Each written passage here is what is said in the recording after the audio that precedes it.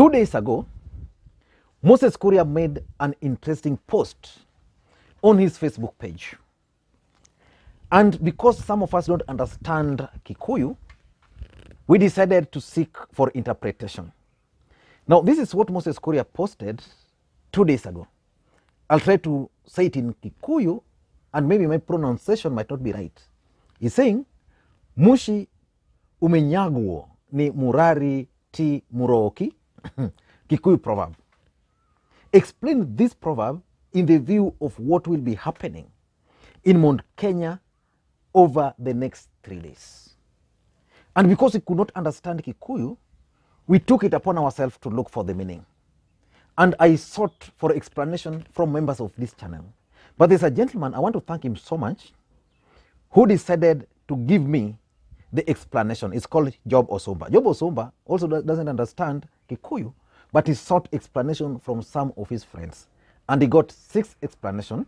The first one was that the owner of the shoe knows where it pinches most. That was the first explanation he got. The second one is that a home is known by the one who sleeps there, not the visitor. Then the third guy also explained that the home is understood by the one who sleeps and not the one who comes in the morning. The other guy explained that the challenges of a home are known by inhabitants, not visitors. So generally, they were concurring on one thing. And by the time Moses Kuria was making this post, several things had happened.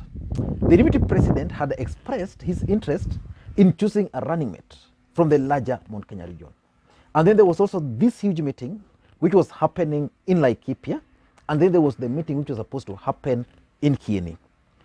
And by that time, Moses Kuria had also announced that he was not going to defend his seat. And most people interpreted it to mean that Moses Kuria was not going to defend his seat because he had decided, or he had been appointed as the running mate. So therefore, he didn't need to be a member of parliament. But based on the explanations which we received, I was waiting to see what was going to happen in the next 2 or 3 days. And today, Mount Kenya region was a beehive of activities. The Deputy President was in Kieni, and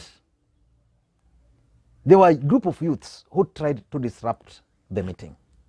So I want us today to go to Moses Kuria's Facebook page and try to get the meaning, or to dissect or analyze another post which he made a day, which was basically yesterday.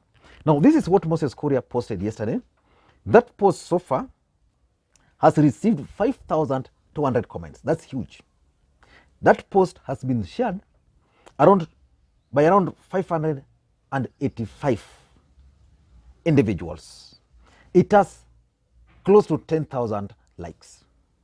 So which means the post Moses Kuria made is significant. The other important thing which you must understand is that the Deputy President went to Nyeri today. Moses Kuria was missing in action. Mwangi Kiunjuri was missing in action. And personally, I've always maintained on this platform that Moses Kuria is actually a Trojan horse in William Ruto's camp. And he has performed his job, and currently he's finding a way of exiting that camp. But let us get to the content of this particular post.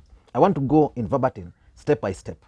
Moses Kuria is saying, I note with concern attempts by the team of my fellow Mount Kenya MPs who met in Abadeas today, that was yesterday, to label all parties as regional, tribal, and selfish.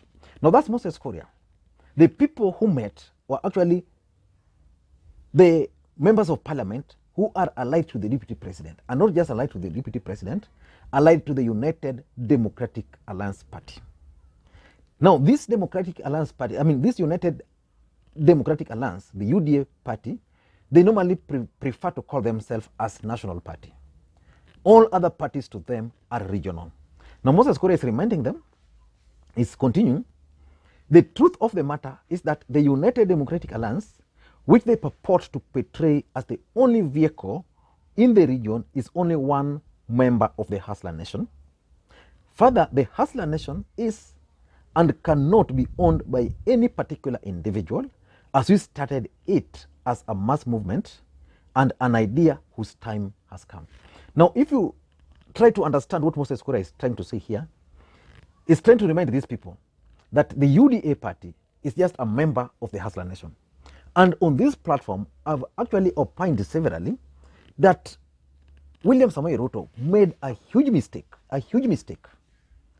by deviating from the original Hustler Nation. From the Hustler Nation, he went to the wheelbarrow. Then from the wheelbarrow, the Deputy President went to the bottoms up. So there's a lot of confusion. But that Hustler narrative is something which is still there. Edwin, Salima watu bwana. Do you think the DP made a mistake by deviating from the Hustler narrative? I don't know. If you're not prepared, disappear. The DP has been making many costly mistakes in his political venture. But we say here that hasira za mkizi furaza Okay. Sawa. We want the mistakes. Okay. We endelea bwana. Wacha ni. I just wanted to show my friends that I'm here with a friend of mine. Yeah, so he's just seated next here. Yeah, as I record this. Anyway, the Deputy President made a mistake. And that mistake was deviating from the Hustler narrative. Today, majority of his supporters don't know whether they're in the Hustler Nation, whether they are in the bottoms up, or whether they are in the wheelbarrow, or whether they are in a new one which is coming up.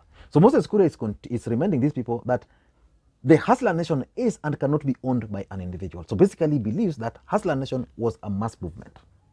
So he's just reminding these people, and he's continuing, and I want you to listen very closely, that it is also a fact that UDA is perceived to be dominated by incumbent MPs who are hell-bent to lock out their potential challengers out of 2022 race. Now that brings us to one of the challenges which I've always pointed out. One of the biggest challenge for the DP heading towards 2022 is how it's going to manage fallout after the party nominations. The members of parliament from the larger Mount Kenya region have stood with the DP. That's the fact. Some of them have even risked. But there's a chance that as much as a member of parliament is risking everything for the DP, on the ground there could be a gentleman, or there could be a lady or a woman somewhere who is working and more popular than them. Or there could be a chance that as much as they are trying so hard to be seen to be supporting the DP at the national level, on the ground they have lost touch. So some of these people will find it rough. But will the Deputy President agree to lose, let's say, Kimani Ichung'wah, if someone else is going to defeat him?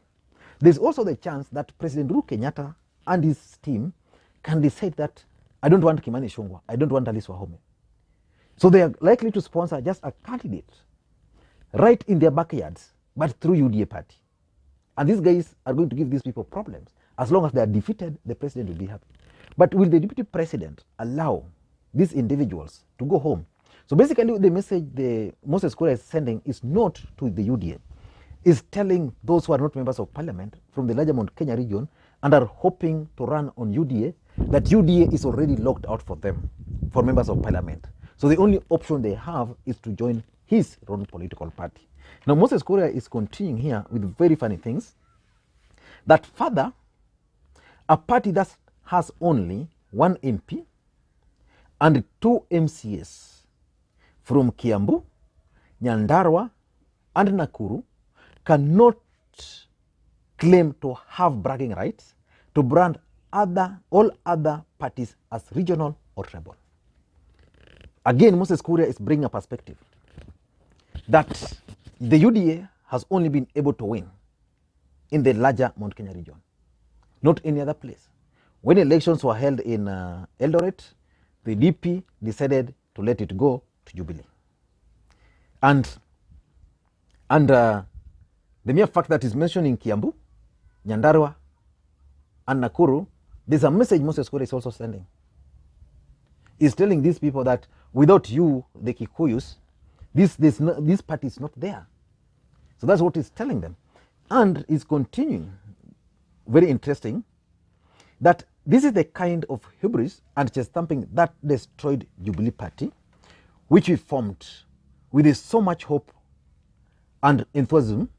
It is the clearest attempt to take us to the days of one party state and dark Kanu eras. I was in the clamor for multipartism and the second liberation alongside Honorable Mwangi Kiunjuri and Honorable Martha Karua as a young and vibrant student leader at the University of Nairobi.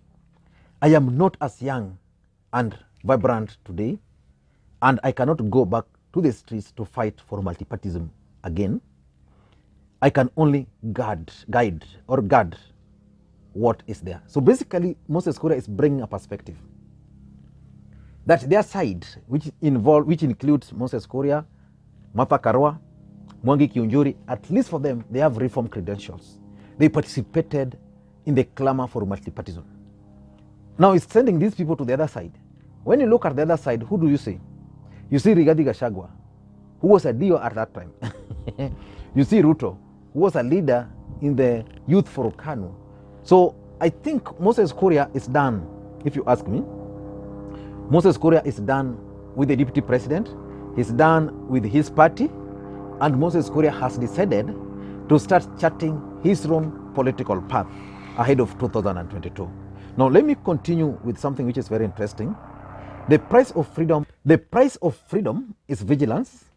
We embrace and are all ready for teamwork, to work with everyone towards economic emancipation of all hustlers. But we cannot afford to close our eyes and forget contemporary history, let alone missing to learn from it.